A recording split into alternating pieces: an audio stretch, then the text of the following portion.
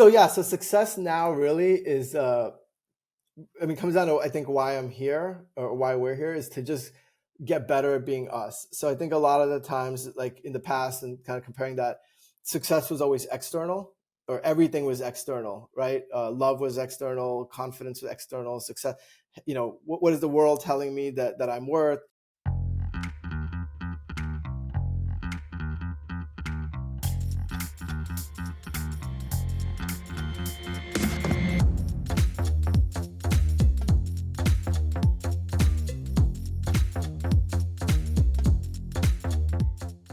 Hi, and welcome to Indian Explorers. In this podcast, we talk about Indian success stories. I am Sabrina, and together with my co-host Amit, we'll get to understand the journey of our guests and what drives them.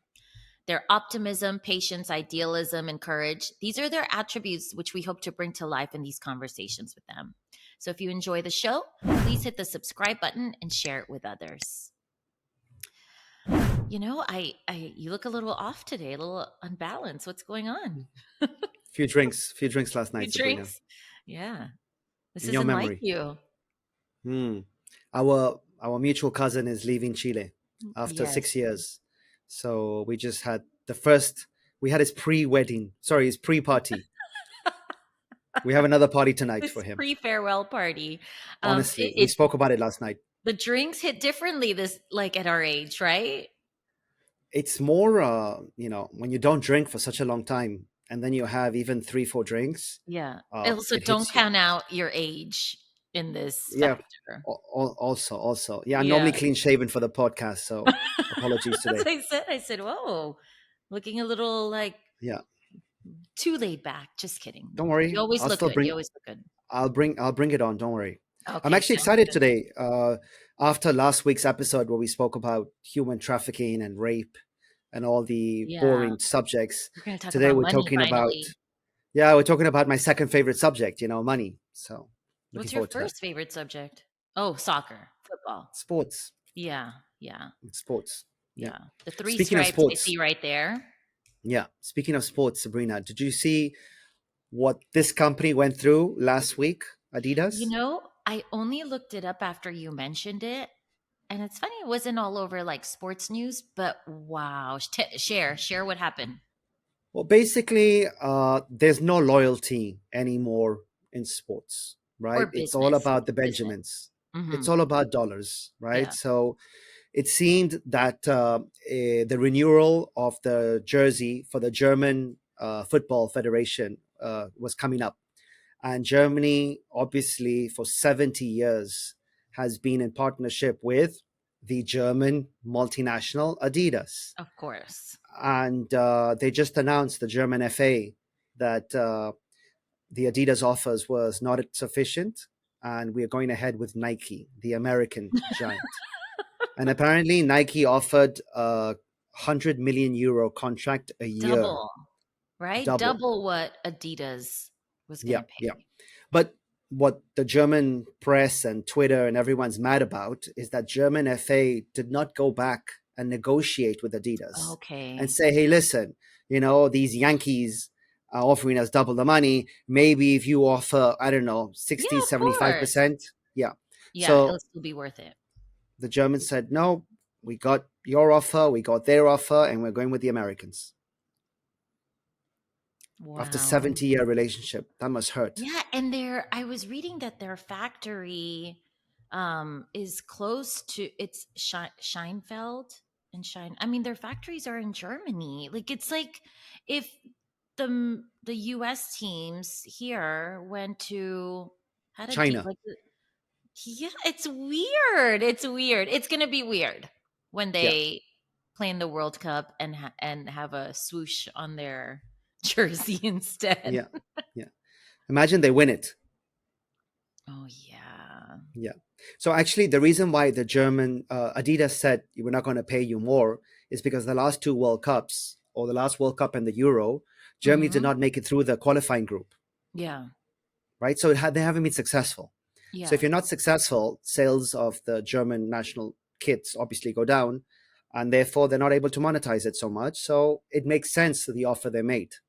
But Nike, being Nike, is going through a pretty rough ride in their stock market, they needed a boost. So Yeah. I thought that was a Well, this pretty is cool a good boost. one. They compared this to, when you say loyalty, they compared this to Michael Jordan getting rid of Air Jordan, like just separating his deal with Air Jordan right now with Nike and going somewhere else at this Yeah. point, after all these years. That's what they compared it to. Yeah, I've heard a lot of arguments that did Nike make Jordan, or did Jordan make Nike what it is today? Mm-hmm. Not sure, because Michael I think Jordan you could is that big. argue both ways, but I mean, I don't know. I think it was Jordan, Jordan's mom. Jordan, I think it was Jordan's mom. you know what? You're 100% right. Jordan's Just mom. negotiating that commission of sale for the first time in American Brilliant. sport Brilliant. was Yeah. incredible. Yeah. I That think you're movie was 100% awesome. right. So, do you have do you have an iPhone or an Android? Blue bubble, Sabrina, not green. Blue bubble. iPhone. Yeah. I don't know, I mean, if it works the same way there, I'm assuming so, but I hear all these jokes, and we, even my friends and we tease the person on the group chat that doesn't allow us to change the name because they have an Android, or the bubbles don't work the same color because they have an Android. Like, I, Android users just stop everything. They stop the flow of being able to message efficiently, right? No, we outside America are not as obnoxious and arrogant as the Americans, Sabrina. Uh, it's only in America that Apple has this 60-70% market share on phones, Okay. 80% in terms of dollars of revenue. Yeah. In the rest of the world, for example, in Chile, where I live, Samsung is 51% market share. Apple iPhones is less than 20. Okay. And Interesting. worldwide, Apple was in 2023, I think 21 or 22% of iPhones shipment in Okay. units, right? And Android was 78, 79%. Well, maybe So that's why in the US, the Department of Justice just brought a lawsuit against Apple, saying that the bubble, the differentiating colors of bubbles, is causing a monopoly on people, or they're restricting people from using the features. yeah, I know they're arguing the Apple Watch is a monopoly. They're arguing the app system is Yeah. closed. They're arguing the 30% fee that the apps have to pay to be part of this ecosystem is a monopoly. Apple's arguing, it's our platform, and for it Yeah. to be secure and safe and data privacy, we spend billions of dollars in doing that. But at the end of the day, Sabrina, if you want to buy a Google phone or a Samsung, S23 or an Ultra, which probably has better cameras and better, I don't know, Android apps on it, it's just a matter of choice. Apple has won the customer over. I I don't. agree. I think DOJ is losing this one. I thought so too. When I read more about what they're claiming, I was just like, you know what? Yeah. I mean, people still have the choice. Yeah. Do you know how many Apple Watches Apple sell in a year? In the US or worldwide? Well, either. Worldwide. I don't know. Worldwide, I Yeah, have no worldwide. idea. So I think last year they sold about 50, 52, 50 million. Okay. 50 million watches. How many Rolexes do you think Rolex sold last year? Oh my God. It's How many such a how many Rolexes were manufactured last year? Because they control the supply, right? Rolex okay. doesn't make, that many watches because they Right, want the right, price, right. the typical luxury game. Yeah. How many I mean, it so has to 50 be million is Apple watches, average okay. ticket price of $250, What's the Rolex average ticket price, and how many units do they make a year? I'm going to guess single percentage. Like, it's compared to Apple, under 10%. Yeah. I mean, Rolex makes a million new Okay. Rolexes a year, right? Yeah. Obviously, there's a big market of trading Rolexes, and the average ticket price, it's not $50,000; it's like $10,000. Mm-hmm. But still, Apple watches alone is bigger than the entire Swiss market, Yeah. ecosystem. Talking Do about you Rolex, wear an Apple Watch? no, No, I don't. No, I took No. actually when Noel stopped using his, I wore it maybe for a day. And I know you could turn off these features, but I did not like that I could get my text message on my wrist and it just kept buzzing. It was like giving me anxiety. I was like, you know what? I have a phone, it's connected to my Mac. I think that's Yeah. good enough. When the Apple Watch first released, I remember it was all about fashion. This is our fashion watch. Yeah. And the colors and the bands, and they tried to go that way. And the sales were like just, every Steady. year going up, but like not really important. Then, I don't know if it was 3 years ago, they made it a health watch, not Hmm. about fashion, but health tracking, sports, Yes. blood monitoring, glucose monitoring, whatever it is. It's All of a it's too sudden, much. no, all of a sudden the sales just went up like a hockey stick. Yeah, but that's what So I didn't want to know. I didn't want to get my heart rate. And I know I could shut that off, but I couldn't like I would have to sit down and figure that out, the settings. And I yeah. was like, I don't like this. I don't want to know my heart rate every hour and like it's too much. Yeah, I mean, I've heard stories of Apple Watches saving people when someone falls and the alert goes to their loved ones, and someone checked their blood pressure and it was too high, and then they rush to the hospital, and Tim Cook's a hero. I find it annoying to be tracked. One more thing, Yeah, I I think the whole agree. life is all about data. Oh, you slept 7 hours 30 minutes, star. I know if I sleep well or not. I don't need someone to tell me. Oh, Noel uses the Aura ring. That's another one now. You've heard of that one? Yeah. Yeah. Apple's coming up Or with their ring this year, by the way. okay. Okay. Well, he And might Aura's switch gonna, because the other day he was literally was like, exactly. I slept 7.5 hours. My ring told me, and I'm like, yeah. that's, Honestly, I the guess amount for of some things we people track. it helps. No, for a lot of people it helps. Yeah. My sister on our family chat posts this. I don't know what the app is, but basically where she does her walks or steps, Oh yeah, and every yeah, time she does over 20,000 steps, and it's like 5 p.m. She's like, "Look, what a successful day I'm having." yeah. Like if I wore that playing football, I don't know what I I know. break the app.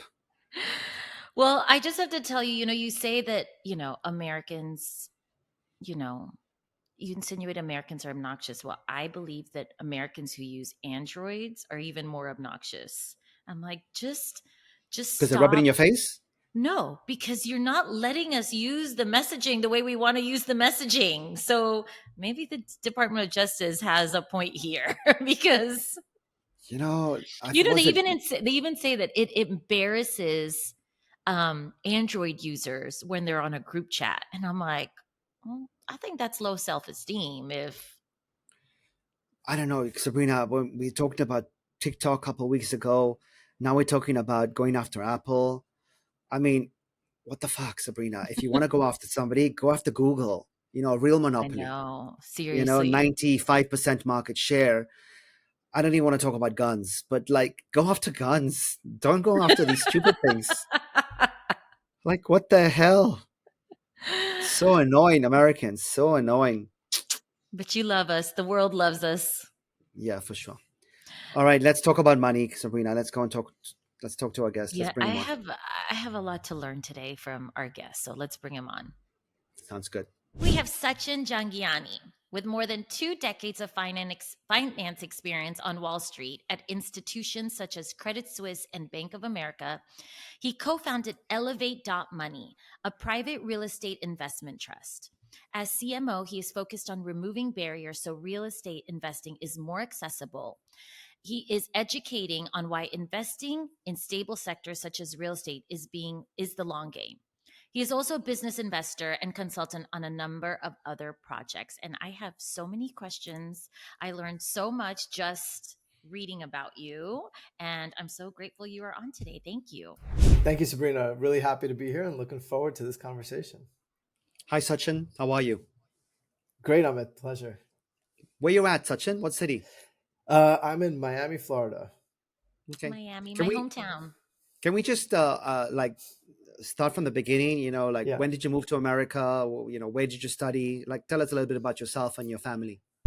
Yeah, sure. So many of us, my parents came as immigrants here. I was actually born in Bombay, now Mumbai.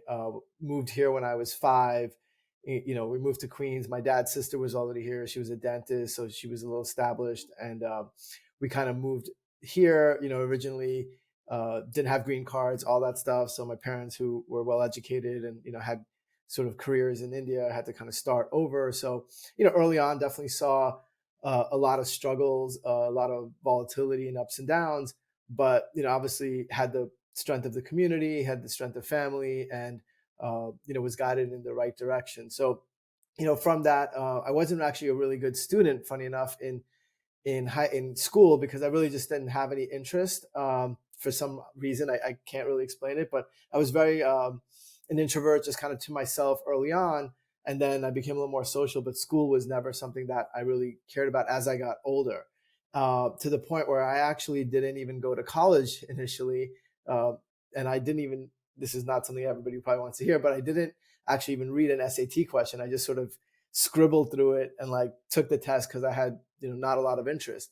At the time, my dad had a business, and so after high school, I went directly to New York City, at 18, where everyone else went to college, and I worked for him in his garment industry, in his showroom as a 18-year-old. Kind of fell in love with working, and actually was more aptitude because I felt like there was a purpose, and I was able to add value. And so I got really interested and started taking night classes because I was in the fashion industry at FIT.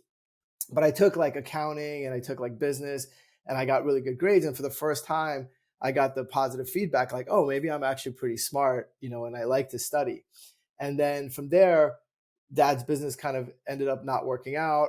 I ended up going to community college, went to Nassau Community out in Long Island, and I was staying with my dad's sister and my cousin, who were exactly the same age, and she was going to NYU. So I started to meet all of her friends who were at NYU, and I was for the first time, wait a minute, this is really interesting. These kids are talking a different language than I've ever understood. They're reading Business Week, and they're talking about careers and entrepreneurship and finance, and I was sort of just sucked into that because I guess I had a lot of rest in my brain, so I had a lot of energy to learn, and I got very excited about it. But I was at community college, didn't really have the grades or the funds to go to any good school, and I'm hanging out with all of these kids that are very smart, going to one of the best business schools in the country. So what I ended up doing is I would actually go after school from Long Island to New York City and study with them at the library, just kind of hang out with them because we were friends. And I decided to mimic my community college program, my schedule, my classes, to basically what they were doing at NYU. Obviously much easier, but the same courses. And so then, a year into it, I actually found this loophole that if you transfer after a year from one college to another, they never look at your SAT scores. They only look at your college grades. So I was like, well, I have good college grades, even though it's community college. And as long as they don't ever see what I did in high school, I might actually have a shot at this. So, and the cool thing was, because I was reading all these magazines in Business Week, I was like, I can't afford to go to NYU. I probably won't get in, but at this point, I have to try just because I'm there every day. And so I applied to Baruch, Pace, and NYU. And the essay I wrote was about how in 1990 something, how the internet was going to change business, because I read an article on Business Week about it. So I got into NYU off of that essay, and scholarship. I got partial small scholarships, but yeah, enough. I got loans and all of that stuff. And my parents were like, hey, listen, if it's going to make a difference, we'll do whatever we have to, go to NYU. And so I went to NYU, and then I was, a year later in the same classes with all of my friends. And, from there, just hustled my way, got part-time jobs in finance, wanted to be in investment banking, got a job at Credit Suisse in tech as a trading assistant, on the tech side, before I graduated. And they ended up offering me a full-time job, which was absolutely crazy. Credit Suisse basically said, hey, we want to hire you full-time, to sit on the trading floor and help these traders out. And I was like, I haven't graduated. I'm a year away from graduating college. Are you sure this is even okay? And they're like, no, we want you to do this. Somebody else quit. We love you. So I ended up getting a full-time job at one of the top investment banks before I even graduated college. And so from there, I was able to leverage that into an actual role in trading and finance, and kind of started my career. And then also brought a couple of friends along, from college to the company as well. So that was how it all started. That's Wow. great. So, Sabrina, we're talking to a hustler. I was going to say, when he said no college, I was going to say, Sabrina is not Indian. Let's skip. Let's find another guest, Sabrina. Let's find another guest. No, so you hustled your way through. I'm a former Credit Suisse investment banker as well. Overrated. After 2 years, I decided it wasn't for me. Let's talk about Elevate.Money, right? I read about it. I'd like you to explain it in your own terms.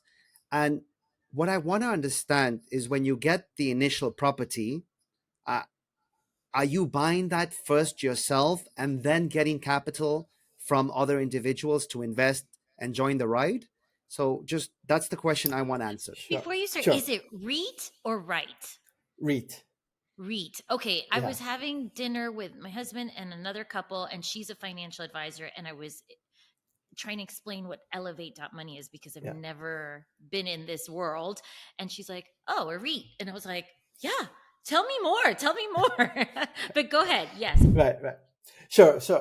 One caveat: this interview is probably going in a lot of directions you weren't thinking about. But so right now, actually, I'm not as involved with Elevate. I've got a lot more involved in some of my other businesses that I'm involved in, which I can talk about. But definitely, like, I would co-founded the company and will give you the concept.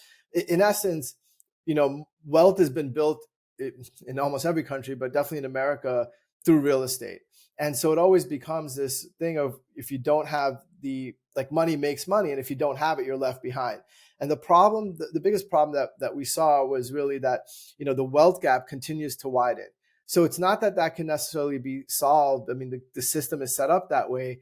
But what we can do is we can kind of empower everyone to at least be able to keep pace and have the same tools that the wealthy have. So you may not have $1 million to invest, you may have $1,000 to invest, but you should still have access to the same, opportunities and returns at your scale. So if inflation is rising, you should be able to keep up just as much as they do and not get left behind. Now, you may not have, and then over time, as you grow and you in your careers, you have more capital, you've learned and you're already in that space.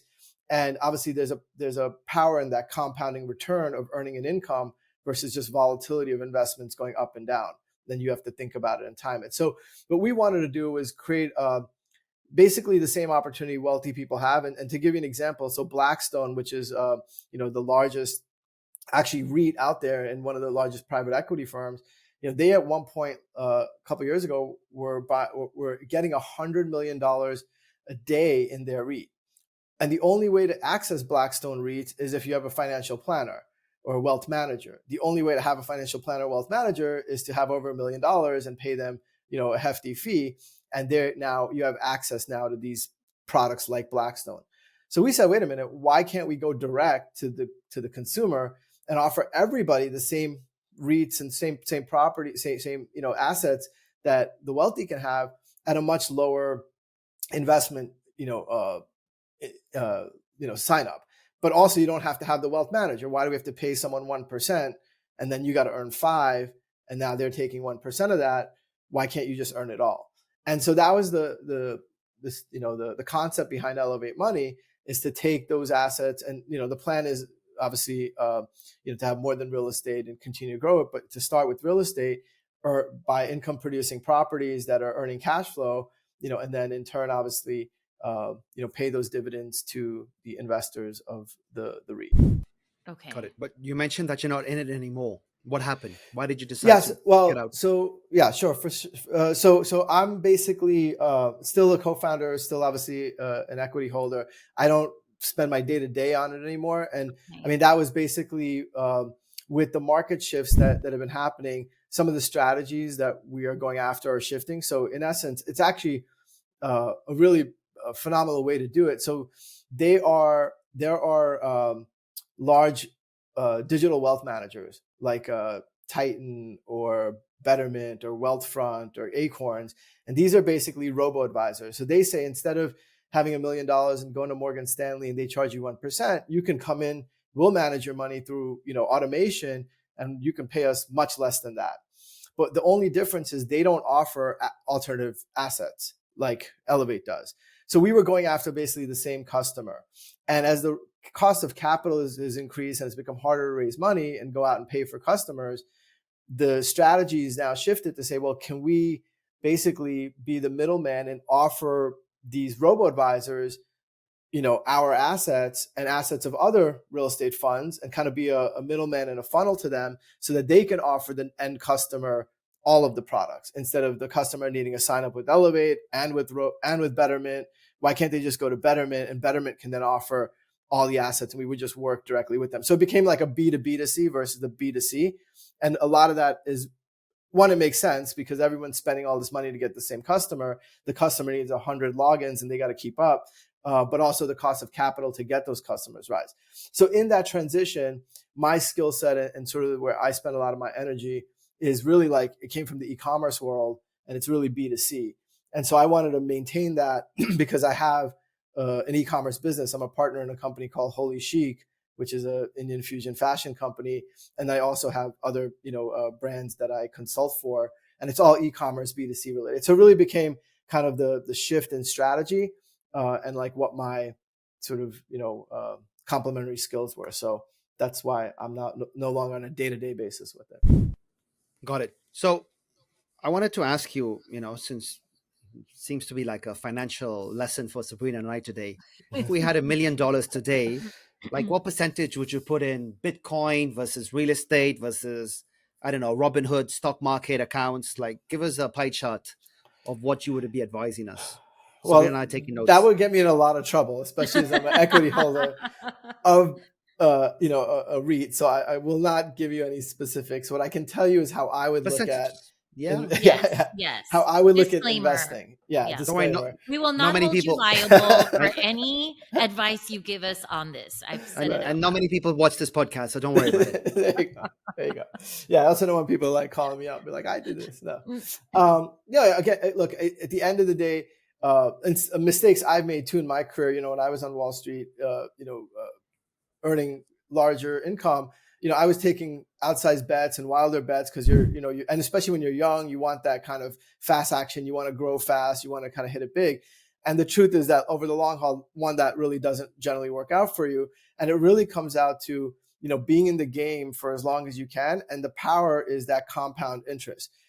But also it's the power of diversification because we never know what's around the corner. So if you were all into Bitcoin and you got excited when everybody was talking about it, well, you got in right when it went down 90%. So that would have kind of sucked. But even if you were in for 10%, let's just say, and it kept going down, your eye was on the ball and you start to understand as the tide shifts, and it's not going to crush you because it was down 90% if you were diversified in, stocks and they were going up, or bonds because, bond yields were high interest and all of those things. So I think it's good to have, the way I would look at it personally is to have like that balanced portfolio where you have a small amount of assets across sectors, and then maybe have a percentage. So let's say it's 60% is sort of split, in a comfortable ratio for you, whatever that is based on your risk tolerance. And you have 30-40% that you can overweight something. So if you're like, oh, now like bonds went from, 1% to 5%. Well, man, like all of a sudden I can earn 5% on doing nothing on a US government bond. Maybe I'll overweight that for now. And now all of a sudden you're making money because those yields are coming down. And now you're like, okay, that's over, but crypto is doing well. So maybe I'll overweight crypto and I can get in on. But I think what's great is that if you have a little bit in across sectors, you're also paying attention. You're starting to notice the timing of being able to overweight and underweight. But if you just go all in on something, you're basically saying you have to be perfect in your timing. And I can tell you that like between human emotion and just like not being great at something over and over, like most people can't do that, including myself. I was like, do I tell him that I asked? I'm not the stock person, clearly, but I told my husband, it was during COVID. Or was it last year? No, 2 years ago. And I was like, so I'm reading a lot, had way too much time on my hands. And I was like, I think we need to buy into AMC. And he's like, why? So this is on text. And I tell him, and I'm like, I think it's going to keep going up. He came home that day and I was like, please tell me you didn't buy it. I mean, like literally after he's bought it, it's like, and it's the first, only my first pick ever. Yeah. And it's the first one on my phone. And I look at it every day and I'm like, long term, long term. Right. Right. You know what? Thank Even goodness me, we diversify. like I put like say 10 grand on Nvidia, which went to the Yeah. roof. But then I put 4 grand in Peloton, which is worth $100. I Right. put 5 grand in WeWork, which is Right. now bankrupt. Oh, you Right. did. Yeah, yeah. So Yeah. Yeah. I put an airline. I put the LATAM, the national airline in Chile, and they Uh-huh. literally declared bankruptcy, and I lost 99.9% of Yeah. the money. Yeah. So I hear what you're saying, Yeah. Sachin, Yeah. but I Yeah. enjoy it. I enjoy it. I'm not a Yeah. casino guy, but I Yeah. enjoy the stock market. I think it's good fun. Sachin, what are you working on now? What other projects? I know Holy Chic, which when we first spoke, I told you I'm a big fan of that line. I have one outfit. I always look to see when I need something and I order. Um, the outfits are What's Holy gorgeous. Chic? What's Oh, yes, Holy? go ahead. Yeah. So Holy Chic is it's a South Asian, Western fusion sort of fashion brand. It was Men, actually women, started Both. now men and women. Yeah. We age? now what's that? What age? Age? We For actually is have it we're launching a few kids stuff, but generally, adults. adults? Yeah. Yeah. Okay. What's the And website? What's the URL? it's a Holy Holi Chic, which is SHIC, by Mega, MEGHAA.com. So it's Holy Chic by Mega. Wow. Yeah, so it's an incredible story actually. So the company was started by Mega Rao, who's the designer, my partner and dear friend, about 9 years ago. And the way it started, and I remember when she started because it was the time she got married, and she got married to a really good friend of mine, and that's how we met. But uh, what she was doing was she basically spent a lot of time as a kid in India, and then she grew up here, and she couldn't find clothes that represented who she felt like she was, because she was very attached to the Indian culture and design and fabric, but she couldn't go out and wear like those traditional dresses and saris, out to parties here. But she also just didn't feel like dressing like in black jeans and a black top and a black dress all the time. And so she started creating clothes for herself, Indian sari fabrics, making them modern cuts, doing whatever. And she would wear them to parties, wear them to weddings. And now all of her friends were like, oh my God, where'd you get this? Oh, she's like, oh, I made it. Oh, can you make me one? So she started making stuff for friends. Then it became friends of friends. So one of our other friends basically had said, hey, you should start a company with this. And so she launched Holy Chic by Mega 9 years ago. And, all organic, word of mouth. That's kind of how it started. And they eventually built a site and, slowly grew the company with no external funding, not even really it was a passion project. Mega and Pooja, who's the other partner, for 6 years worked full-time jobs. So they worked on this at night. Like they got married, had kids, worked at Citibank and Google. And then at the end of the day at 10 o'clock, from 10 to 1 a.m., they were working on Holy Chic, sacrificing a social life for 6-7 years without making any money doing this. And it was at that time, about 3 years ago, where we connected because she was thinking about shutting the company down because it was a lot of work. They were exhausted and they weren't making any money, but this is what they loved. So I looked at the business, from kind of a finance lens, and I'd already started marketing at being a marketing agency at that point. And I basically saw that they had done something that is very difficult to do in today's noisy world, is create a brand and a story that people relate to, they want to buy from, they want the product, they love the story, they have community.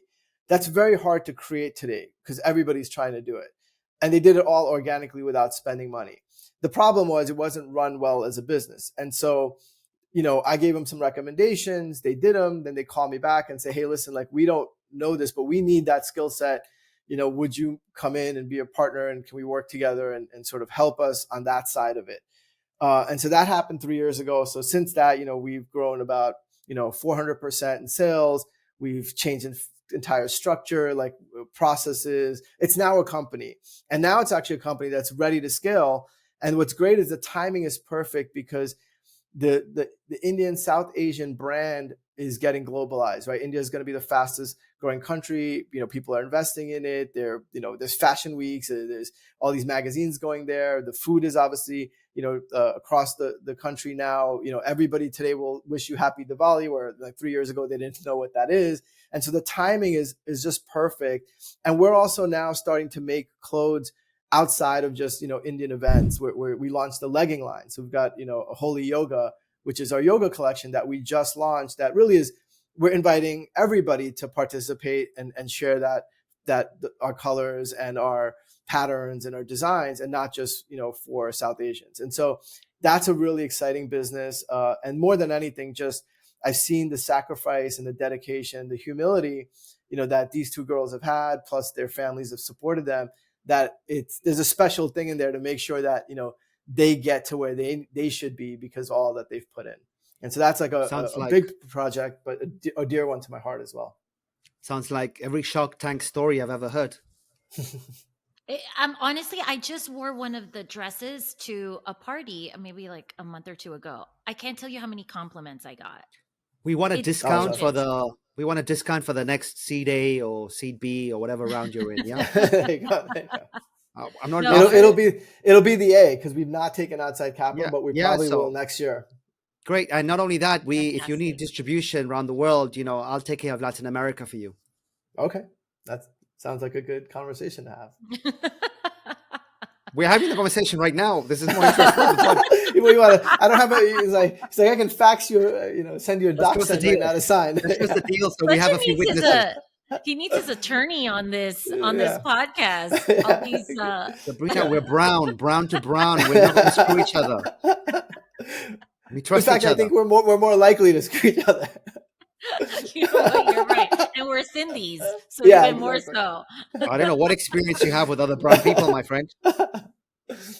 All right, where do we go from here, Sabrina? You tell me. Where do we go from here? Okay, so you said you moved on from Elevate.Money. What other projects are you working on? So I still do marketing and sort of brand consulting, brand architect for other brands. So there's actually a couple that I'm talking to that I can't mention right now, but there's two that I'm working with that are just super cool brands. Interestingly enough, I spent my whole life early on Wall Street. I work with basically all men, and even Elevate, obviously, real estate. And now in my marketing, it's all women-led brands that I work with. So Holy Chic, obviously, I'm a partner in that, but my clients, there's a company called Brown Girl Jane, and that was actually started by an ex-JP Morgan trader who was my client back in Wall Street. So we've been friends for a long time. And when she left JP Morgan to raise her kids, and then had some health issues, and then basically it started with CBD, but now they're really a wellness fragrance brand. For wellness fragrance, where they take neuroscience and figure out scent can spark thoughts, right, and emotions, like if nostalgia, if you think of it that way.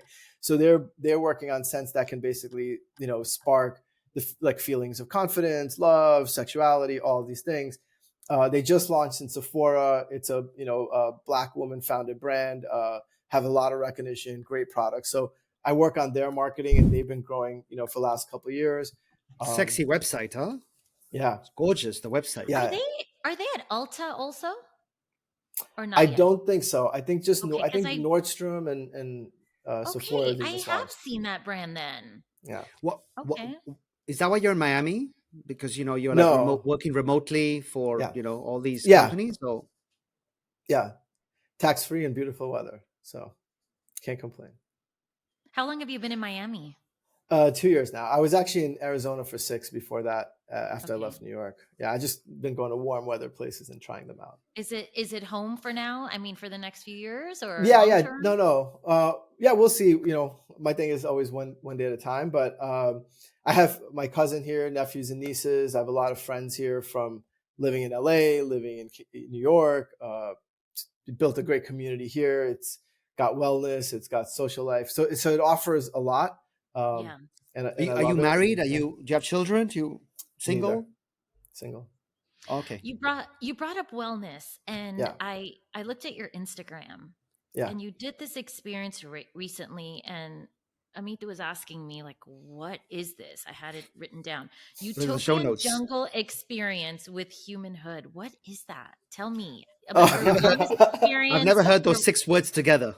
your wellness Utopian passion. jungle. What is this?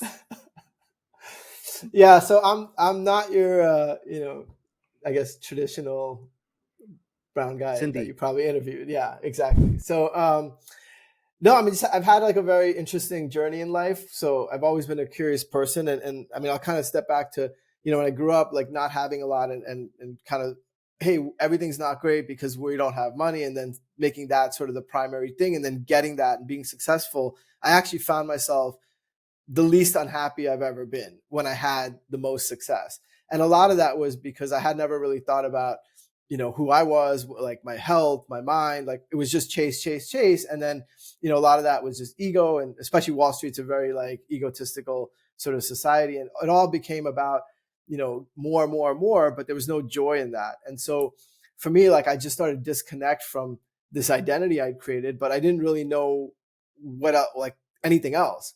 And so that's why I left my career and like just went. It was random that I went to Arizona, but I went to a place where I knew nobody and just got time to myself. And that was sort of where I sort of fell in love with marketing, and I got to play around with it. But also I went on a wellness journey, and I've done sort of everything from meditation. Was at an ashram in Rishikesh. I've done ayahuasca. I've tried mushrooms, like personal development, like all of these things to sort of try to find answers to questions that I had. And over time, I feel like I found a lot of those answers. And so for me, that's a very important part of my life, is to learn and explore and, just have an open mind. I think that one of the, even with Holy Chic, this happens a lot. We get a lot of, why is there not an Indian person in that dress? So, like everybody, we use labels so much, but at the end of the day, like the first thing we are is we're human. We're all like, we still breathe, like our bodies are the same, we breathe, we have the same problems. We just get to create in our environment things that work for us. So if you're in India, you created certain things. If you're in Japan, you created certain things. So it's like, that's like to me saying, oh man, I'm Indian, I can never eat sushi. Well, how crappy would that have been, or a pizza or whatever. So for me, it's about learning and sharing. And the only way to do that is to get out of your comfort zone and try things that maybe, aren't in your day-to-day realm of life. And so that's what I make sure I do every year a little bit. And I went to this festival in Costa Rica called Envision Festival. And it was basically like a hippie festival, like yoga, wellness, spirituality, food, just a lot of consciousness type of stuff. And it was really amazing. I'll tell you a great story. So I went with a really good friend of mine, a white guy who I became really close to when I lived in Arizona. We met up there. He lives in Minnesota now. And one of the evenings we were like strolling around through the different like sets, and there's music and all this stuff. And all of a sudden, like I hear Shiva chants. So kind of walk towards there with him, and we stop, and we're outside of the, we're kind of on the path, and the stage is over there.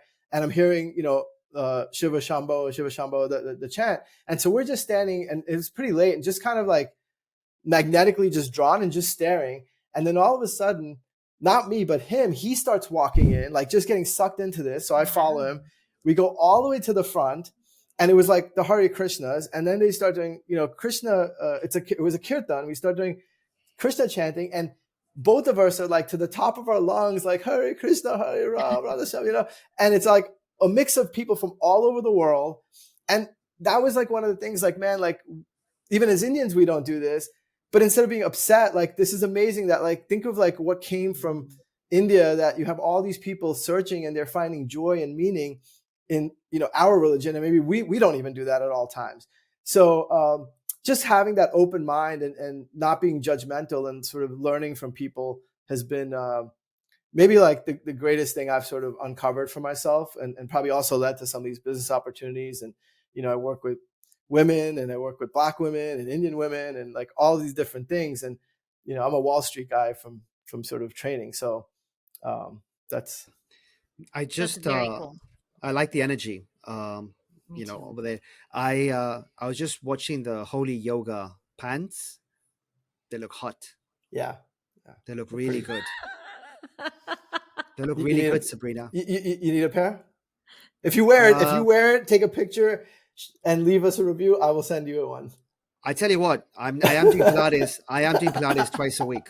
I'm not even. I'm doing Pilates twice a week. There you go. You could start Yeah. a new trend. This is the beginning of you carrying their line through Latin America. Yeah.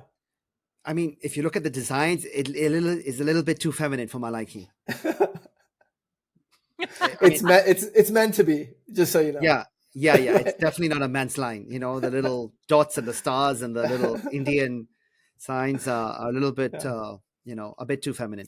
But anyway, we mentioned, or you touched upon it briefly, but I wanted to ask you directly. Not the purpose of life, but like, what is the definition of success for you today? So success now really is, comes down to, I think, why I'm here or why we're here is to just get better at being us. So I think a lot of the times, like in the past, and kind of comparing that, success was always external, or everything was external, right? Love was external, confidence was external, success.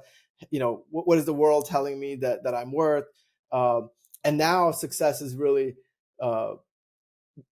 just getting better at being myself. So like a lot of these things that you asked about my Instagram and stuff, that's really like my obsession of, more than anything else, is just playing with life and trying to figure out how to like understand myself and just get better at being me more every day. So I try all of these things for like a slight 1% advantage, whether it's improving my sleep so I have more energy, or getting out of my comfort zone, or trying different things. And as I focus on that, and and that gives me joy, and then I feel good about myself no matter what's happening, outside, and work, career, love, friendships, any of that stuff, that then I've realized exudes, and I can kind of, share that with other people. So now my relationships are better. So that's, I think, what it all comes down to is if we all were to just take care of ourselves, like really take care of ourselves, we wouldn't have to take care of anyone else, but we'd all have so much energy to take care of others. And the world would simply just be a very different place.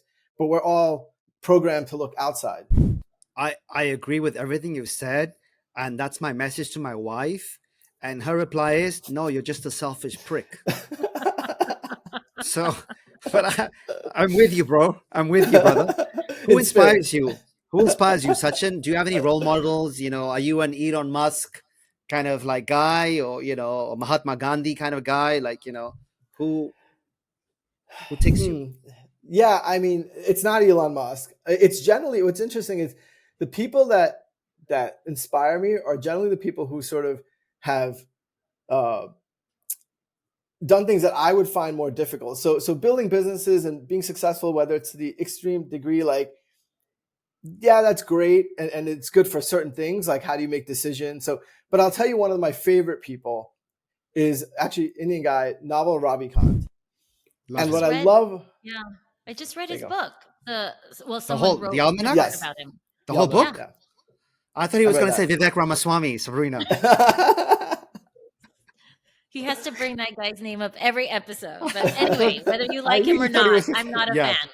All right, yeah. Okay, go, Naval. Yeah, Naval is, and what I love about Naval is he's a great, like a modern sort of philosopher. So like, he's a businessman and an entrepreneur, and he's not like, he goes and he does this thing that he's good at, but he's not sacrificing anything to be wealthy. He's just found things that he's really good at, and made good decisions, in that space to be wealthy, but also has really learned to sort of keep his life and his mindset in a way that just, I feel like, makes his life really easy to be him. And I think that's what attracts me. And when I read this stuff and I listen to his podcasts or his audios, everything he says, I'm like, that's exactly what I think. But man, he just articulated it so damn well that I can make sense of it. Yeah. I love the guy. But I finally found something that I find obnoxious about him, which is he spreads his message on Twitter, on X.com, whatever you want to call it. And, he has millions of people following him. But I find it obnoxious when you're one of these people that literally don't follow anybody. He has 0 followers on Twitter.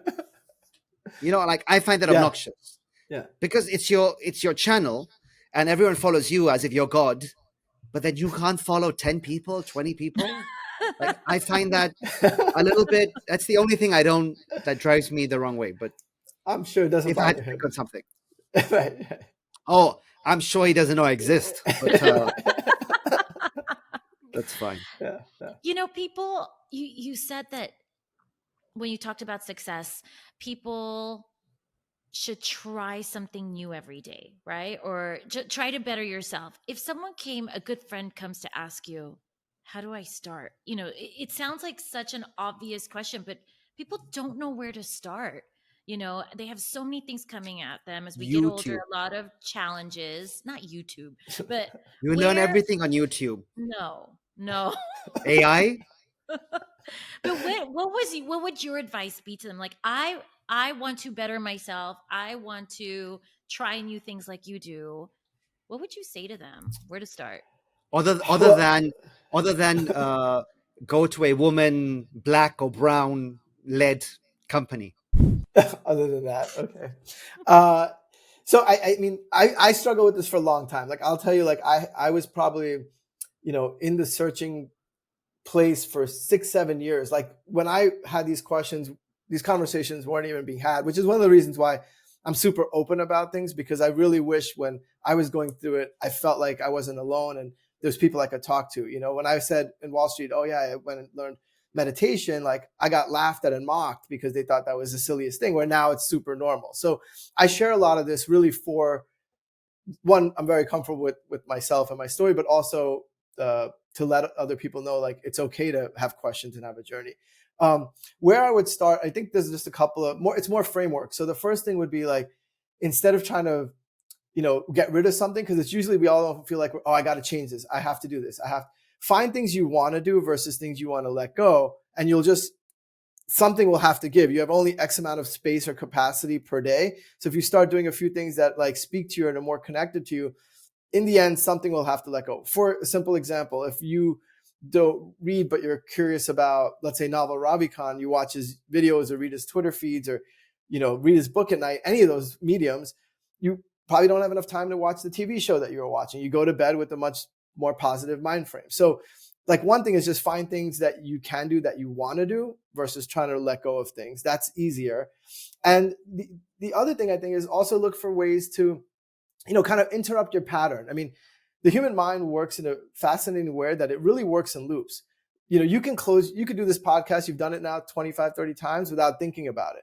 We brush our teeth. Like most of our day, we don't actually activate our mind. We're just running on loops so the mind can rest and do other things. So what happens is if we're in negative loops, it's very hard like to force this, change them or stop them.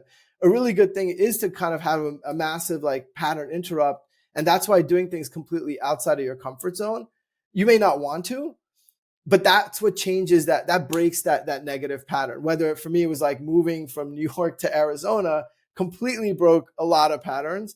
But it could be as simple as like, if you're not an active person, you don't need to go like do a marathon, but start taking evening walks or, go for a hike or just break things that you wouldn't do otherwise. And you'll start to see like the main thing is you got to create the space for you to be able to start thinking and having that solitude to start playing with your mind and asking questions and getting answers. But if you're in the hamster wheel all the time, it's never going to happen. And I think that's the part where people struggle most, right? Like they are in The that hamster hamster wheel. wheel. And it's like, yeah. And then just like you said, just break that cycle and challenge yourself. But I I love I that advice. I always like I feel like I'm in the hamster wheel, and for me the breaks are my holidays. I always come back from my holiday and I'm like, wow, is that really what Yeah, I'm same doing? here. Yeah, the holidays really help. Um, Sachin, are you in your late 30s and live in Brickell? I'm in my late 40s and I live in Edgewater. Okay, Okay. I had to Why guess. did you ask him late 30s and live in Brickell? No, because the way he's speaking, I'm finding a lot of maturity and a lot of experience. So I thought he'd be late 30s because he doesn't look over 40. Yeah, you And don't. since I go to Miami a lot and I see this, openness, and they're all hip, cool people. A lot of them live in Brickell. So, Yeah. all right, that was my And guess. then the next question. Do you know Ravine and Divya Noel Ride? No, no, no, no, no, no, no, no, no, no, no. No. So, we're gonna jump into a rapid fire No, round. first, Okay. before we do Wait, that. can I ask you guys a question? Do we have 2 Yeah. minutes for Sure. that? So you were asking me about, and I was saying the pattern interrupt, but like I look at this podcast that you're doing, you did 25 episodes, you know, this was a passion thing, I assume. Like, where did this come from? How did you, like, that's an example, I think, of when people say, how do I do it? You guys are examples because you decided to actually do something with an idea you have. And I'm sure that's changed your day to day or different things in your life that you didn't expect. Sabrina? Well, I would only listen to true crime podcasts. I'm a true crime junkie and really didn't branch out of that. And, you know, my cousin Amit, we're both born in the Canary Islands, and I moved to the States when I was 4. So, but we always had a close relationship. He came to visit me not last December, the December before, and in San Antonio, and says, you know, I want to start a podcast and I want you to be my co-host. And I was like, okay, tell me more. I've never thought I'd co-host a podcast. And he said, you know, I want to talk to successful Indian people all over the world. And I asked, why me? And he's like, I just think we could do this together. And, you know, we're very different. I'm sure you could tell. But it works. And honestly, after I was nervous the first episode, but after that, we are having a blast with it. We're meeting so many people. You know, your cousin Anila introduced us to you. We're meeting so many people. We're learning so much. I had no idea what a REIT was before, you know, I talked to you. And it's been so, we were actually texting last night. He's like, I'm so glad you said yes over a year ago. And I'm like, I'm so glad you asked me. I was a few drinks down. That's the only reason why I messaged that. I was Yeah. waiting for that. I was only a few drinks down. He was. And But you know, I look at my life in, I'm going to do the plug in Amitu, in spheres, right? And this has fulfilled my educational sphere so much. And it helps me mentally too. I I, always hang up on a podcast feeling happy. and you know, just to close the circle, I'm not even kidding. If you go to indianexplorers.co, our website, and you read, I don't know if it's about us, I think it's about us under my name, and you go halfway down, you'll actually see Naval Ravikant's name. Yes. Because the reason why I got into podcasts was because I heard Naval's Ravikant's first episode with Shane Parrish. Shane Parrish has a podcast called The Knowledge. I've heard it. Yeah. And I heard that podcast when I was driving in my car to work there and back. And exactly what you said. I was like, oh my God, I can relate so badly to what Shane Parrish was talking with Naval. And specifically, Naval was talking about, you know, I quit alcohol because, you know, I wanted to go to the gym and take care of my health and fitness. And I realized actually that I was socializing with people. I have more fun on my own than with the friends I was out publicly. And I always joke with my friend Bharat, you know, from Hong Kong, that when we watch West Wing and we get into the characters, you know, of Josh and Toby, we enjoyed it so much more than the actual friends that we were partying with and getting drunk with, that we decided to stop hanging out and just watch TV shows.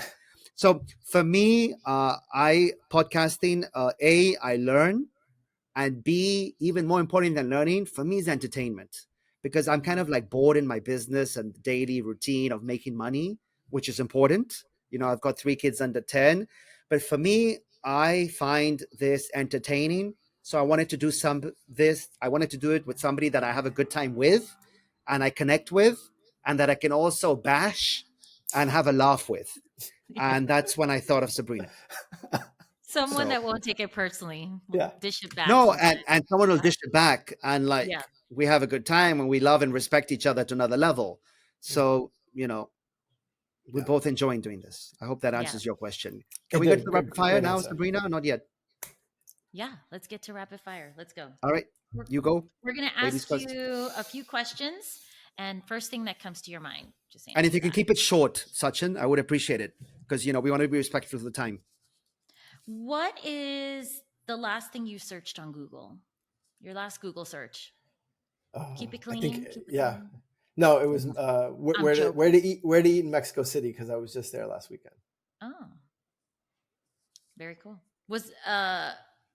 I have to have a follow-up. Sorry. Did you love Mexico City? Always, Sabrina. Amazing. Always. I know. I've heard. Amazing. Go out there. I would move there. That's how much I loved it. Oh, wow. What is your guilty pleasure or bad habit or vice? Haagen-Dazs ice cream. Haagen-Dazs. Which flavor? Sorry, Coffee. Sabrina, I had to do a follow-up. I was going to ask him too. Mine's Which cookies and flavor? cream. Okay. All right. Sabrina, yours? Chocolate. Just plain Chocolate. chocolate. Yeah. What was your last impulse buy? Oh, I probably Business bought class to Mexico something. City.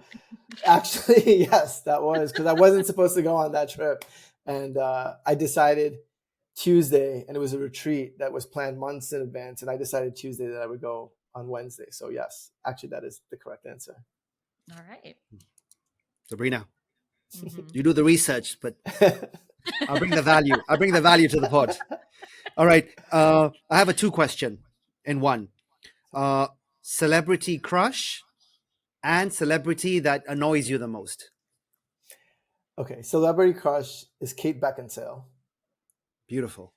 Annoys me the Beautiful. most is Kim Kardashian. Oh yeah. Yeah. Good answers. Mine's Look Kendall. at 'em. Mine's Kendall. She's For, your for the crush or for the annoys you the crush. most? For the crush. Oh Kendall. wow. Annoys me the most. I think it's someone like Mariah Carey now, and like the way she's anyway. It's about to get personal. I was gonna say Taylor Swift. It's like I was he's gonna say having a Taylor Swift. visceral effect. No, I was gonna say Taylor, but then Taylor, she doesn't annoy me that much, but God. It's Okay. the, No, go ahead. Go ahead. Answer the Taylor. I was saying Yeah, it's the press around Taylor that's annoying. It's not necessarily Yeah. her. It's Yeah, just all you're like, right. who cares? Like, I don't You're- care. Why do you care? Just leave her alone. Like, don't Well, talk about her. Let her do her if thing. she's time person of the year, I'm gonna be pissed off. Yeah. She just Because was. no, time person of the year for Yeah, next she- year. I'm talking about. Oh, she was this past year for Oh, 2023. okay. I think Yeah. next year is gonna be that Nvidia Jensen guy. Oh, it's a good one. Yeah. Anyway, sorry. Back to What's next on your bucket list to cross off? I think it's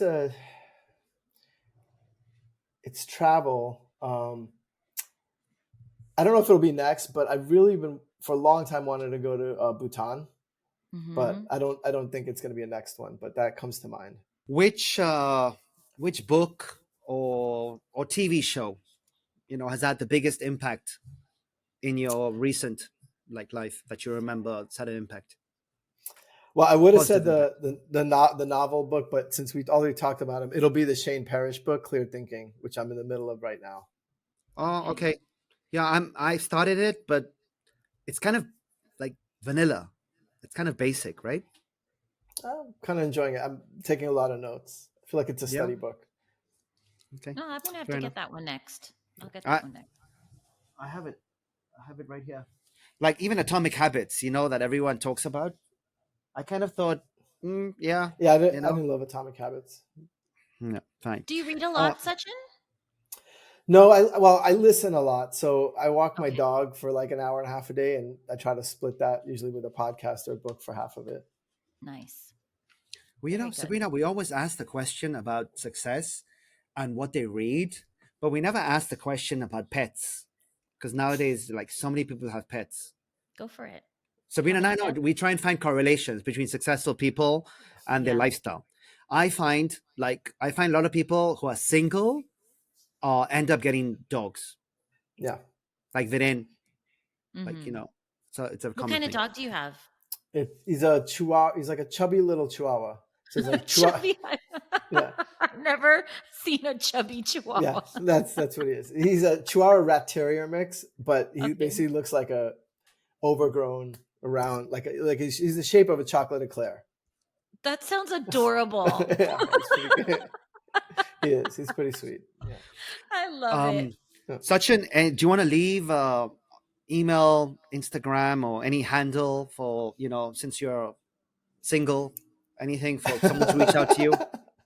Since I'm single, yeah. No, so because my Instagram, yeah. I tell you why I say that, because I'm still inspired by an earlier episode when we had this amazing girl from Hong Kong, Simran, who's doing this cookbook and like F&B entrepreneur.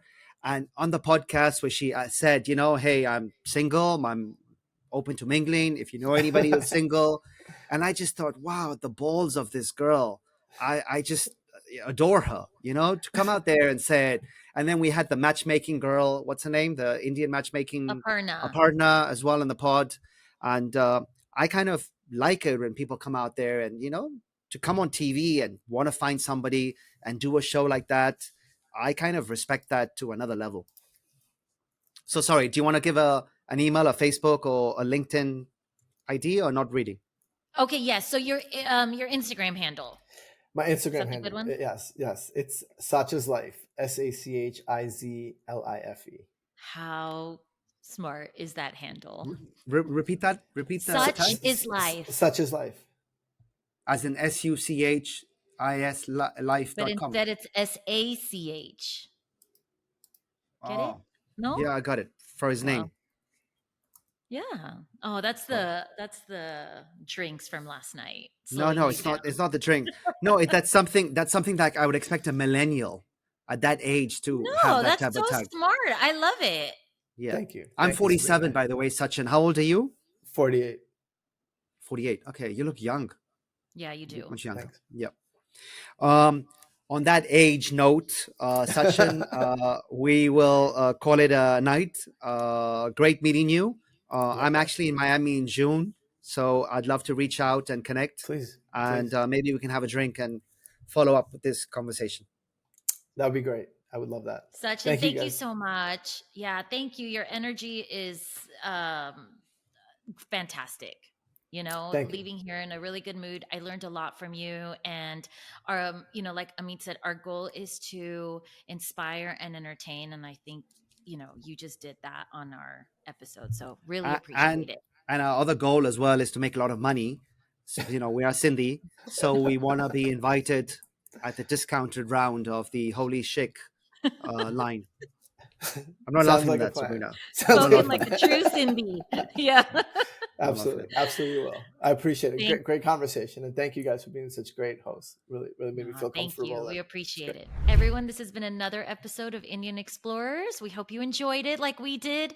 Thank you, and have a great day, and make sure you share with others. Thanks, everyone.